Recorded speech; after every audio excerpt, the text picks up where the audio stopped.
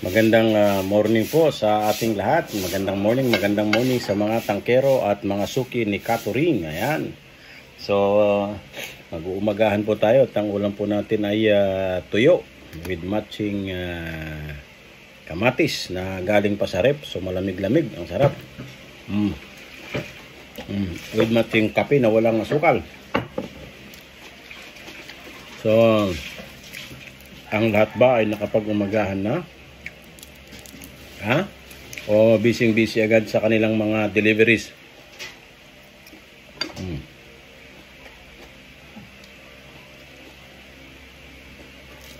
Relax lang. Shout out po sa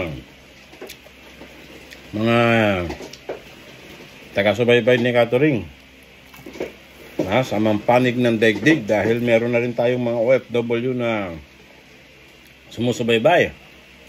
Si Mr. Pineda, Michael Pineda ng Saudi Arabia. Yan.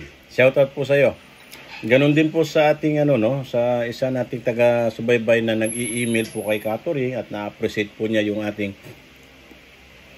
mga ibinabatong mga tips, mga personal na mga karanasan ni Katuring sa pagtatangke, So, tandaan po ninyo, hindi naman perfecto si Katuring sa pagiging tangkero.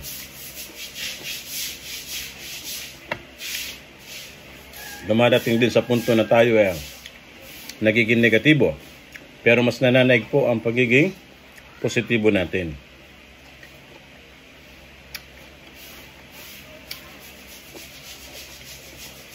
Meron tayong kasamahan na tangkero dyan sa group natin sa LPG Tank Philippines. At ang sabi, nanahimik na raw si Katuring sa kapupos ng mga maglalangka at magsasako. Well, tama naman po yung ninyo na mind your own. Ako po isang ayon po doon, dahil ako hindi naman ako masyadong sa mga. Ako po ay naniniwala sa ating sariling diskarte. Kung ang sa palagay ninyo hindi na kayo masaya dahil nga sa paglaganap pa rin at ng mga nagbebenta ng mga kolorum na tangke at kayo ay nawawalan ng pag-asa diyan, nadidismaya. Well, ako rin naman nadidismaya siyempre. Baka sabihin nyo naman Katuring hipokrito at hindi natin nakikita yung mga bagay na yon. Mga kapitbahay din po natin yung mga yan Nauna pa nga sa atin yung mga yan. Alangan naman mas magiging pa ako, di ba? Tayo naman ordinaryong mamamayan na sausaw lang din sa industriya. Mahirap namang tayo hindi makisama. Pero ang klase ng pakikisama ko ay ang pagpapakita sa kanila ng halimbawa ng katatagan sa pamumuhay. Hindi matatag ang aking financial status dahil tayo naman po limitado lang din po yung ating kapital. Ang sinasabi lang po ni Katuring na matatag ay matatag ang resistensya natin sa mga ganyang klase ng gawain. Hindi tayo bumibigay sa mga ganyang mga nakikita natin.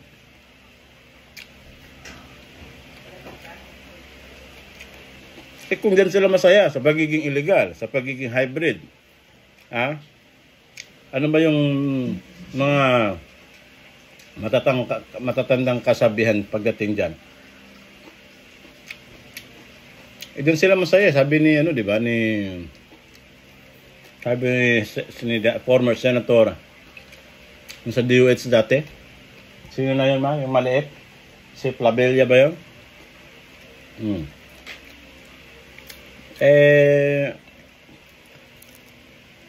Diskarte lang. Sila, ang diskarte nila ay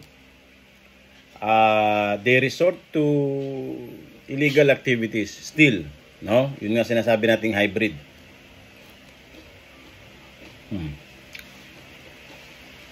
Si catering, hindi ho perpekto. Lahat po ng mga binebenta ni catering ay base po dun sa inauthorize ng ating Republika ng Pilipinas sa katauhan po ng Department of Energy. Diba? Kaya dinadami ko yung Republika ng Pilipinas. Dahil hindi ho tayo nagbebenta as per the guidelines, as per the rule, na kailangan mo magkaroon ng mga kasunduan at ng kasunduan ay mutually agreed by the parties. You as an outlet or as dealer at saka yung brand supplier. At yung kasunduan na yan, dinala natin sa Department of Energy or to the Republic of the Philippines. After the scrutiny noong local government like the municipal hall, sa pag-secure po natin ng business permit, the barangay level, sa pag-secure po natin ng barangay permit, sa homeowners association, sa pag-secure po natin ng homeowner certificate. Di ba? Yun ay yung sinunod po natin yung tamang proseso. However, along the line, habang ikaw ay nandyan na sa sinasabi nga ni catering, hindi perpekto ang operasyon ni catering. Pero hindi po ako ang naging dahilan. Hindi po ako ang gumawa. For instance, halimbawa, ito nga sinasabi natin, lahat po may kontrata po tayo, may kasunduan po tayo, pero hindi na natin alam, after that, paano kinakargahan yung iyong mga tangke na branded. Hindi mo na alam, di ba? O, itong mga binili mong tangke. Itong binili mo, binili mo halimbawa, Shine Gas, o Luzon Gas. Hindi mo alam kung saan pinakakarga yan ng iyong dealer. So, wala na ako doon. Ang sa akin, in good faith, kumuha ako ng makasunduan at nakapirma dyan ang planta. Kung yan ay dinala sa ibang mga planta, hindi ko na sagutin yun. Basta tinitiyak ko na lihitin mo yung selyo at ang selyo kinakailangan, nakakabit na. Ayan. So, yun naman yung mga some sort of protection na kinakailangan mong gawin sa sarili mo to protect you against possible, na ikaw ay mahuli ng mga inspectors o galing ng LPG Task Force o galing ng Department of Energy. Ang pinaninindigan ni catering by document, by operations, lihiti mo tayo. Pero talagang alam mo, nagpapakano ka kung ang diskarte ng iba. Para ka lang driver niyan Knock on wood. Nag-iingat tayo 100%. How about the others? Hindi naman nag-iingat. Damay ka pa rin, di ba? Pero hindi nangangahulugan na pati damdamin mo, pati mentalidad mo, pati puso mo, lahat na ng buong pagkatao mo, negatibo na. No? At nandadamay ka pa ng ibang kapwa. At ngaw-ngaw ka ng ngaw-ngaw dyan sa grupo, ano na ang nangyari? Budol na naman ba tayo? By October? Kung sa susunod na naman, October, November, December, January, hanggang ngayon, hindi ka pa rin naka-move on. Yun ang problema mo sa sarili mo. Ewan ko kung anong tinitignan mong barometer sa pag-angat mo din dyan sa LPG. Kinakailangan ba in 1 month or in 3 months makabili ka ng isang tricycle? At pag hindi ka nakabili nun, ay sisisihin mo ang gobyerno. Sisisihin mo ang Department of Energy, sisisihin mo ang 11592, sisisihin mo na naman si RNLT. Ano ba namang klaseng yan, di ba? Kaya sabi ko, hindi na ako nagpo-post ng mga ganun. Medyo may pasipa-sipa ako doon. Pero hindi ibig sabihin na ako ay nawawalan ng diskarte. For instance, at sa ngayon, di ba? Yung pong ating shop ngayon ay nakaantabay pa rin hanggang ngayon. Almost 2 months na nagbabayad tayo ng renta dahil nga may problema pa tayo sa zoning. So, Pero, positibo pa rin si Catering na makakahanap si Catering ng kaparaanan para kahit paano tuloy ang ligaya. Pag hindi man, well, ano tayong magagawa? Di ba? Alangan naman katapusan na ng mundo. Anong gagawin natin? Hindi maghanap tayo ng ibang pwesto. Yung lugi, nandyan po talaga eh. Alam mo, sa pagdinegosyo, nandyan ang kalugihan. Nandyan ang kalugihan. Ngayon, ang pagkalugi ay base din yun sa yung pagtansya eh. Posibleng kasalanan mo rin, nagmadali ka eh. Pero hindi katapusan ng mundo. Yun ang sinasabi natin na ano't ano man ang mangyari kahinatnan ng iyong negosyo pagsama sa LPG industry at pagsama o full-fledged na magiging legal, hindi mo kinakailangang ikasisi yan. Kung mentras naging legal ka, nagsisi ka, anong gusto mo? Maging illegal? Well, option pa rin yan eh. Nasa sayo pa rin yan. At hindi tinatanggal sa'yo yan ng sino man na ikaw ay maging illegal. Di ba? Sarilinin mo na lang yung mga bagay na nagpapalungkot sa diskarte mo. Okay? Kung hindi man nagpapasikato rin ng mga maglalangka, magano na yan. Pasipa-sipa lang si Catering. Kasi, in fairness, di ba? Kaibigan din natin yung mga yan eh. Nakakatulong din sa atin yung mga yan, sa totoo lang. Kung ang mga brand supplier nga na legit, distributor nga na legit, nagsusupply sa mga wala namang permit, nagsusupply sa mga tamang may bike lang, may motor lang, nagsusupply. Diba? Tayo pa kaya? So, kinakailangan kaibiganin din natin yung mga illegal na yan eh. Mga malilit na kasamahan natin, na mas malilit pa sa atin, anong gagawin natin? Pakikisama. Ang punto, ikaw hindi nag-illegal. Nag-illegal ka man sa bagay ng mga dulo-dulo. Diba? Dulo-dulo. Wag na lang yung, ang punto kasi doon is, yung kondisyon ng tangke na kinakailangan tiyakin ng ahensya o laylayang ahensya ng isang gobyerno like the Department of Energy under the LPG industry, and under LPG industry meron itong mga sangay. For instance, nagde-delegate po sila ng mga inspecting team na titiyak para sa kaligtasan, kasiguruhan, ng mga kondisyon ng tangke. Nandyan yung mga requalification center. Okay? Nandyan yung mga distributor. Nandyan yung mga outlet na tinitiyak na sana hindi nagbebenta ng mga unrequalified o mga hindi sinuri na mga tangke. Pag sinabi nating sinuri, tanggapin natin na ang authority dyan ay itong requalification center na supervised ng DTI. No? Okay, assisted by the Department of Energy and ng LPG industry. Ayan. So, hindi na natin kasalanan yun kung nagpabaya sila. The mere fact na ito po ay dumaan sa kanilang mga planta, dumaan sa requalification procedure o processes, hindi na ho natin kasalanan yun. Ang ating obligasyon ay magbenta po lamang ng mga authorized na tangke at ipa-refill lamang sa mga authorized refilling plant base po sa iyong brand na binebenta. Ang hindi matanggap ng mga kulukoy at nandadamay pa mga kulukoy ay ito pong sabi nga natin na ang tindi ng sobrang tindi kasi ng kabawasan ng kanilang benta. Dahil nga ito sa pagpasok ng Republic Act 11592 na hanggang ngayon hindi pa rin sila makamove on. Parang gusto nila sila na lang. Ayan. Saan nakakita ng ganyang layunin sa sarili mo, sa buhay mo, na ang gusto mo magbenta, ito pong mga, nakakatakot yung mga tangke, sa totoo lang na nakakapture natin eh. Di ba? Or yung mga tinatanggihan natin. Kung titignan mo ang itsura, tama ba na manatili yun sa market? Di ba? Masama ba na ito i-regulate at tanggalin sa merkado? O, natural. Kahit ikaw, ilagay mo yung sarili mo, pagiging isang customer. Gusto mo ba ng mahal? Natural, ayaw mo ng mahal. At hindi ka papayag na palitan yung tangke mo at pabibilin mo sila ng mahal. Natural yun. Pero yun po ay kasama sa transition. Yun po ay kasama sa epekto. No? Kanya nga may transition period eh. Pero ang mabigat, marami tayong mga kasamahan nga sinasabi natin na hindi nila ni-introduce itong 11.592 since October 2021. Hindi nila in-introduce 11.592. At talagang hindi natin alam kung nagtatanga-tanga sila o sadyang tanga na hindi nila inaaral itong industriya na kinapapalooban nila. Ang gusto lang nila mag-refill sa loob ng bahay nila, mag-decant sa loob ng bahay nila, etc. Di ba?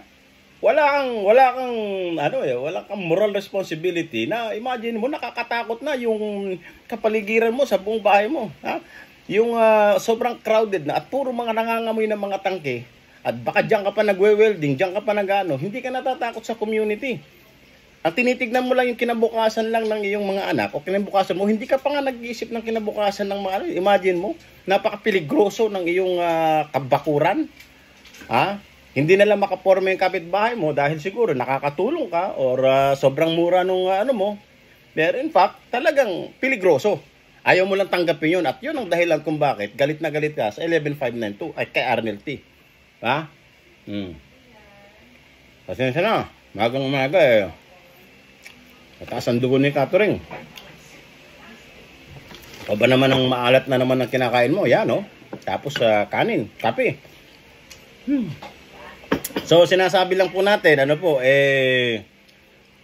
tama yung komento ni Mr. Mateo, Fernando Mateo, na mind your own. Mind your own. Pero, I'm sorry, no?